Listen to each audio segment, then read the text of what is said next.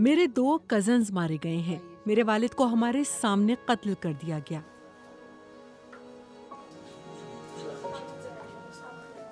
हम हवा में उछलकर जमीन पर गिरे। मैं बेहोश हो गई थी और जब मेरी आंख खुली तो मैं अस्पताल में थी। गांव के मुख्तलिफ इलाके निशाना बने थे, मगर हमारे घर के करीब कोई हमला नहीं हुआ था। हम घर के बाहर मौजूद थे। अचानक हमें जोरदार आवाज सुनाई दी।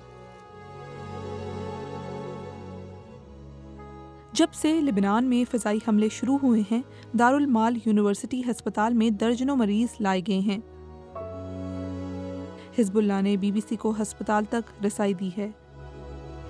नबीशित से ताल्लुक़ रखने वाले 9 साला मोहम्मद अपने रिश्तेदारों समेत ज़ख्मी हुए थे। मैं अपने भाई और कज़न के साथ घर के बाहर मौजूद था। हम घर में दाखिल होने के लिए मुड़े कि अचानक हम निशाना बने। मेरे कज़न के बाजू पर चोट लगी है और मेरी कमर और सर जख्मी हुए हैं। कशीदगी में इजाफे के बाद से इस्राएली फ़िज़ाई हमलों में तेज़ी आई है। इसराइल का कहना है कि वो हिज़्बुल्लाह को निशाना बना रहा है।